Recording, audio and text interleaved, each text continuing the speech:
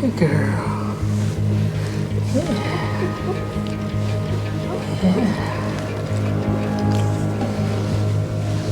Good Oakley.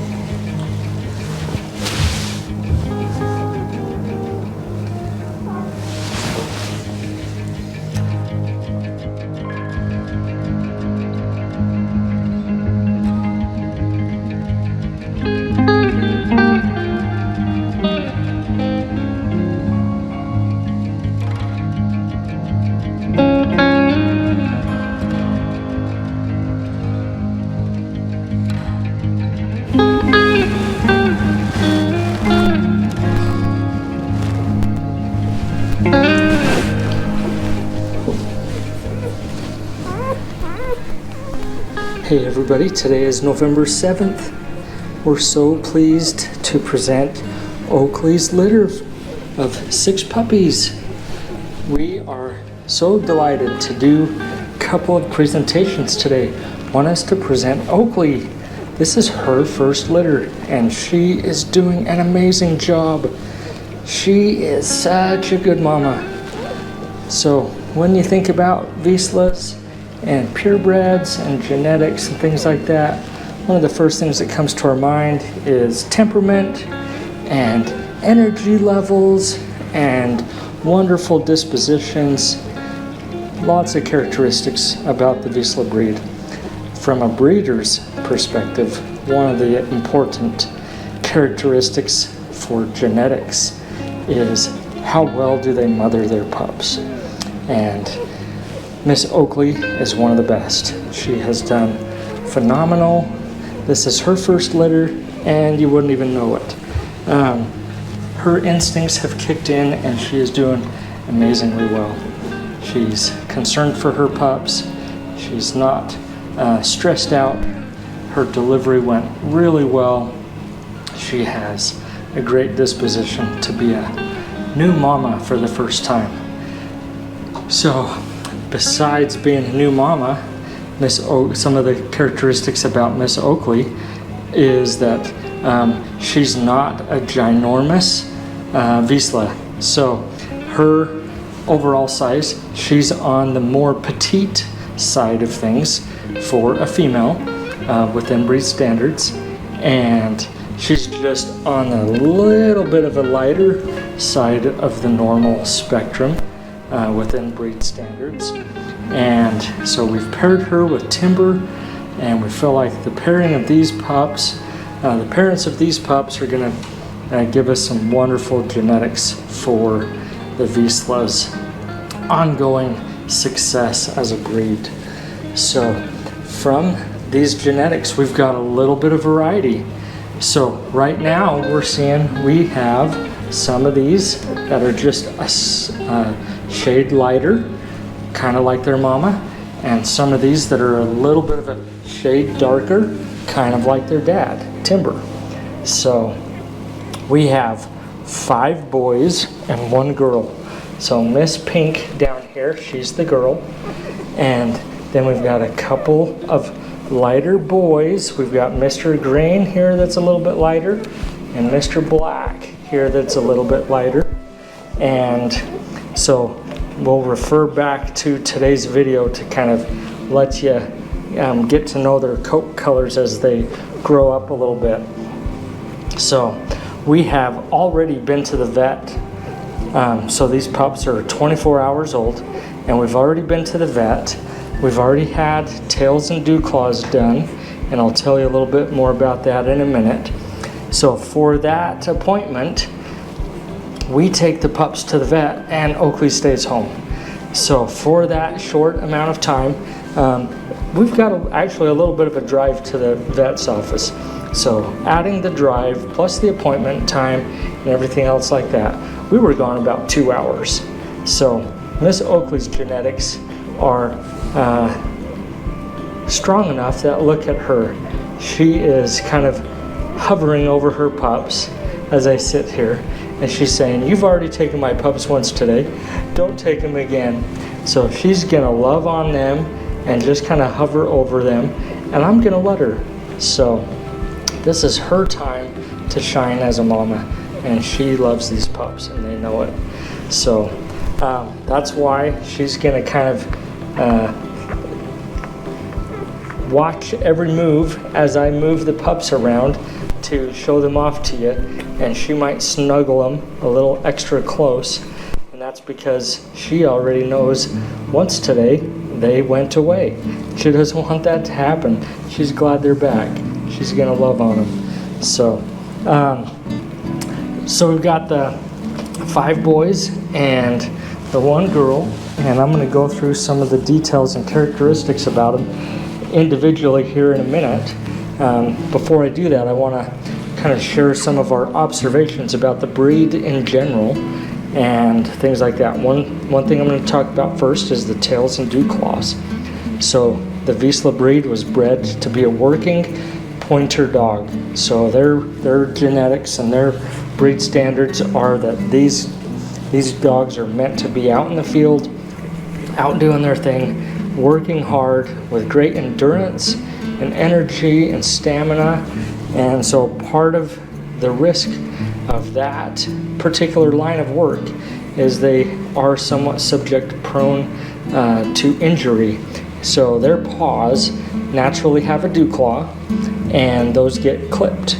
I'm going to use Mr. Orange. I'm going to set the camera here up on its stand and use, I'm going to tilt this down a little bit so we can leave the show rolling as I demonstrate. So Mr. Orange has had his dew claw removed right here off to the side, and that kind of pokes out like a thumb.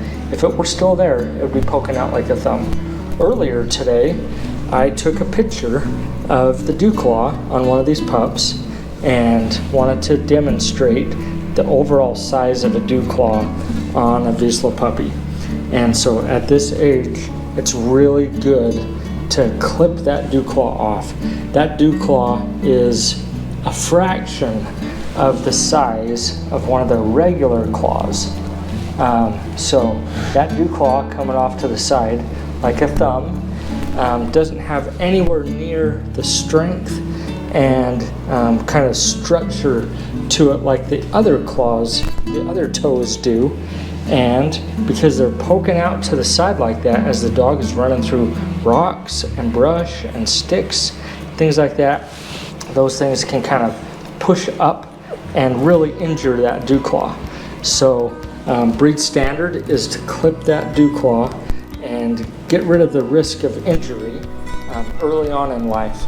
And doing that young, right now at this age, allows us to do it when that dew claw is barely even there. So when they take that dew claw off, it's not like they're cutting through bone and things like that.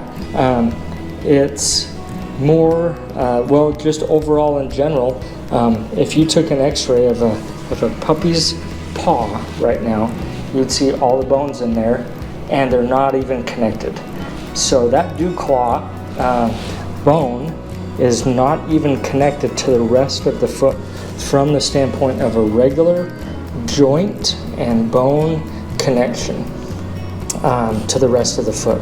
So there's a separation between there that allows for the room for the growth, but it's cartilage and ligaments and skin and things like that. So getting that dew claw removed at this age is ideal because they can just clip it almost with something simple like nail clippers, and they clip it. They make sure the everything's clean and sanitary, and they make sure it stops bleeding, things like that. The pups feel it for the moment, and then they just kind of walk it off.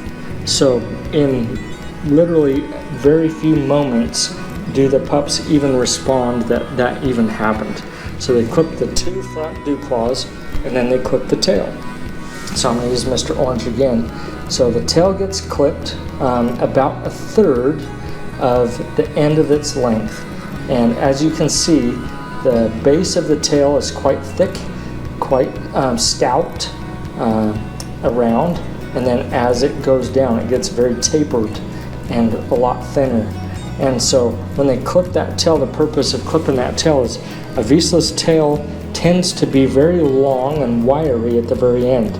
and the Vizsla is very active, and they can get that tail whipping around, and it's subject to injury out in the field as well. So if they hit a tail hard enough, they can actually break the skin and start bleeding, and a tail injury is quite messy. So when they start to bleed on a tail, it's hard to keep them wrapped, it's hard to keep the get the blood down and things like that, and then it can potentially be an ongoing issue as far as having it stay clean and heal up good and not have it be a future problem. So the breed standard from history as a working breed is to clip the tail and clip those dew claws, and doing it at a really young age allows us to do that when those components are so small that it's a very minor procedure for these pups, and they did very well. I sat in the waiting room, the vet takes the pups back, and it's a very fast, very short amount of time before they bring the pups back to me. They're all done, and the pups aren't even crying. They're not even hardly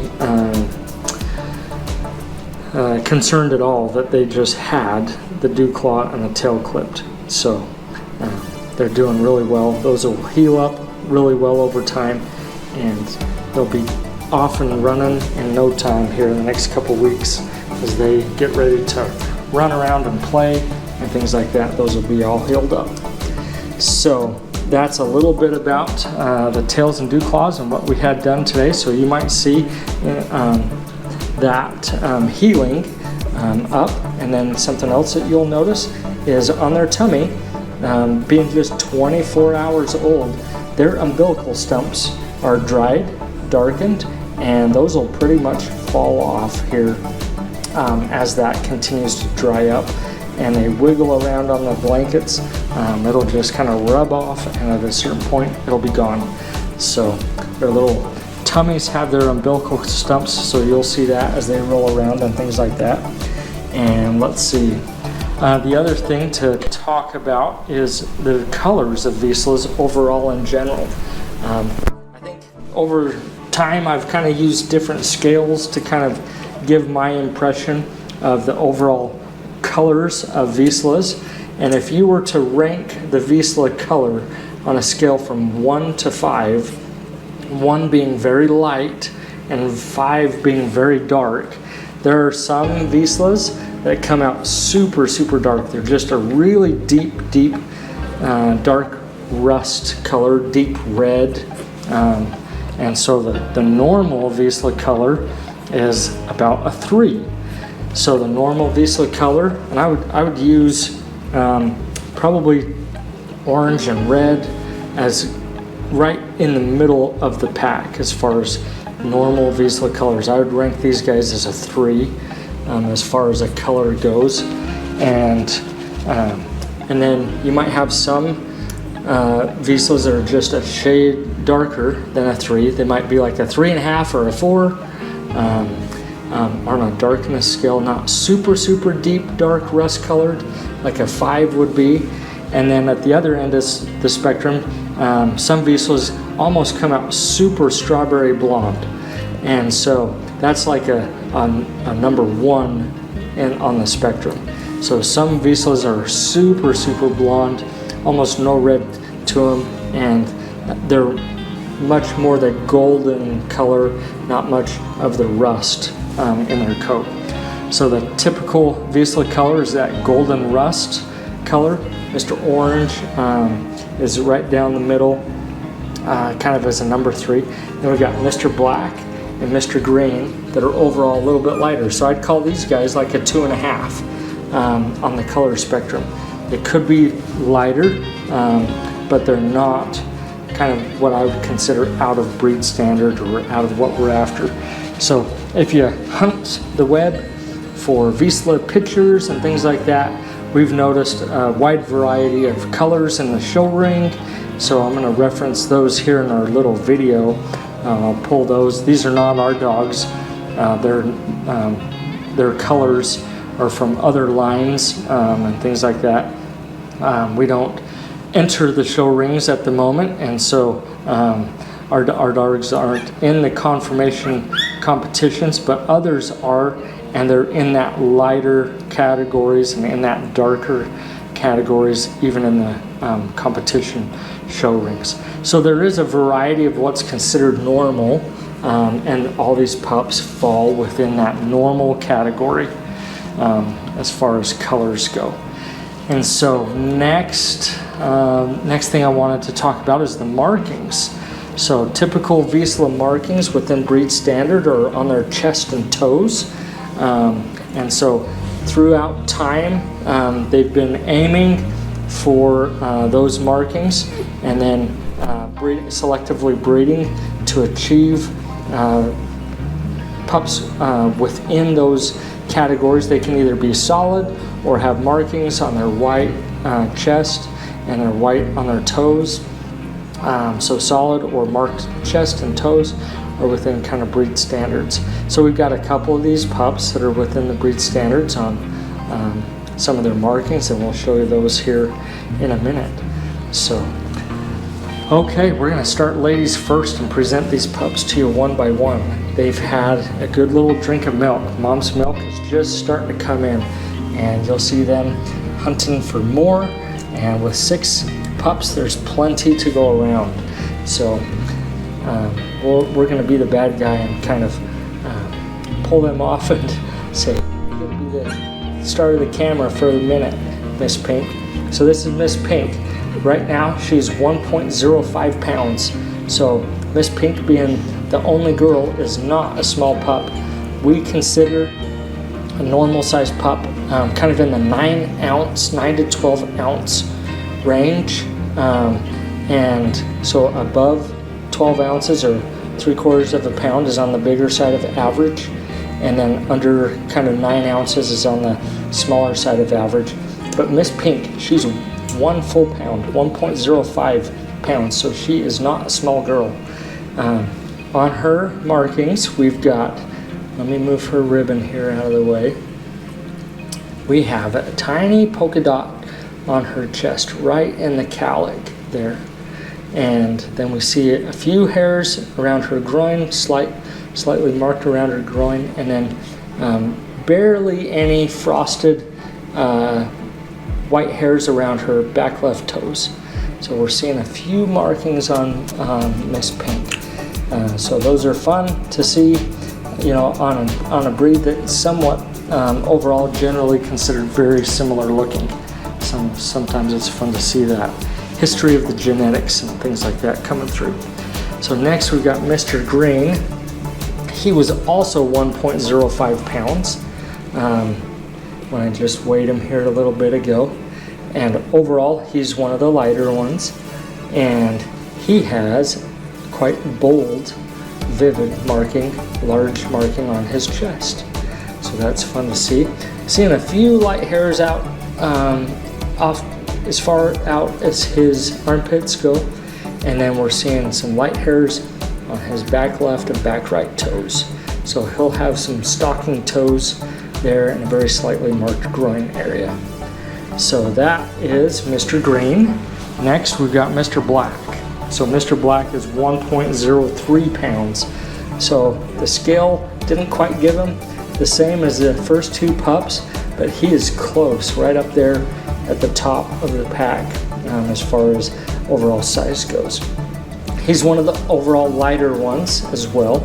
I'll mention one thing. Their birth coat, there's a little bit of a sheen to their coat, and it has some highlights across it. It's like their amniotic fluid and things like that kind of glosses their coat, and so you might notice some kind of camo look to their stripiness, and that goes away here as their sac fluids kind of wear off of their coat as they grow up here in a little bit. So, but you can see some of that on all the pups still right now, so that's kind of fun. It almost gives them a camouflage. I don't know if there was a purpose of that with Mother Nature, saying, hey, if you got to hide your pups, camo pups are going to be less likely to be found by a predator, so there's a little bit of a camo look to them. Mr. Black was the 1.03 pounds. He's one of the lighter ones overall. He's almost solid. I'm not seeing any light hairs on his chest, neck, or collar area, or out to his armpits. He's almost solid. I'm not seeing any on his toes, but I am seeing a few light hairs around his groin area. So Mr. Black is just about a solid pup. And so the first 3 pups were in the 1 pound range, just big pups, especially for a first-time mama like Oakley. The next 3 pups are very similar. They're in the 0.8 pound range.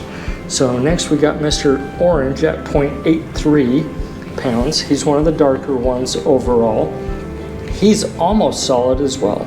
So I'm not seeing any markings on his chest, neck, out to his armpits, nothing under the collar. I'm not seeing anything on his toes. I am seeing a few white hairs around his groin. And so an almost solid pup with Mr. Orange. Next we've got Mr. Red, and at 0.81 pounds, Mr. Red happens to be the smallest out of the whole litter. But 0.8 for a puppy is not small.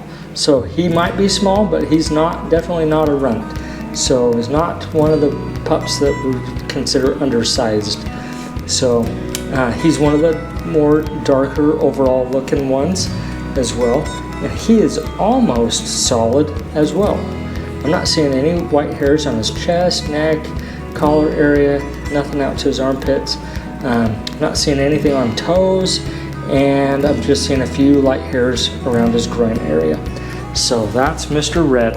And last but not least, Mr. Gray was 0.88 pounds. And we just weighed them, and he's almost solid as well. I'm not seeing any markings around his collar, chest, and very, very few white hairs around his groin area, but a couple.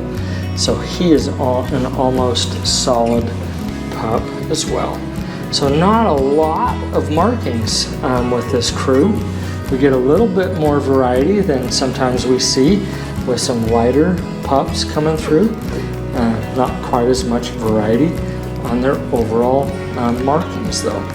And then it's kind of funny to see that we got half a dozen pups, and half of them are in the 1 pound range, and half of them are in the 0.8 pound range.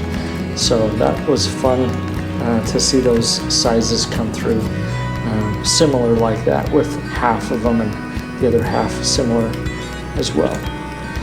So we're excited to watch these pups grow with you. We'll give you some updates about weekly on watching them grow. Right now these pups are very good and very adept at being able to figure out and find mama. They use their sensitive nose to figure out where mama is, the tactile sensation of their nose, and their ability to scent will direct them to mama. And she is just a sweetheart and very content as a mom to go from a happy, typical, energetic, bouncy Vizsla to basically a couch potato. As soon as these pups popped out, she just became content to completely go from go, go, go to lay down and go slow, slow, slow. And she's a great mama, taking great care of these pups. We're excited to watch them grow with you. So be sure to let us know if you have any questions about them, and we'll help you as they grow about the 5-week mark to share with you our observations about their personalities up to that point and help you select the pup that you feel like is a good match for you. So thanks for watching.